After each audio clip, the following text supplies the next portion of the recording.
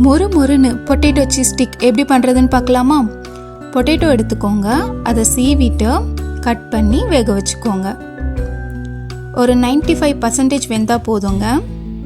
அதுக்கப்புறம் ஒரு மேஷர் வச்சு நல்லா மேஷ் பண்ணிக்கோங்க. நல்லா மேஷ் பண்ணதுக்கப்புறமா அது கூட கார்ன்ஃப்ளவர் ஆட் பண்ணிக்கோங்க. அதுக்கப்புறம் துருவின சீஸ் ஆட் பண்ணிக்கோங்க.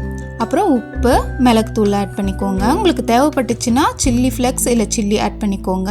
அதுக்கப்புறம் ஃபைனாக சாப் பண்ண கொத்தமல்லி ஆட் பண்ணிவிட்டு நல்லா பிசைஞ்சுக்கோங்க. நல்லா பிசைஞ்சு இந்த சப்பாத்தி மாவு மாதிரி நல்லா பிசைஞ்சு எடுத்துக்கோங்க. அதுக்கப்புறம் அதை நல்லா தேய்ச்சிக்கோங்க. கொஞ்சம் திக்காகவே தேய்ச்சிக்கோங்க. அதுக்கப்புறம் அதை கட் பண்ணிக்கோங்க. அதை கட் பண்ணி இந்த மாதிரி எடுத்து வச்சுக்கோங்க.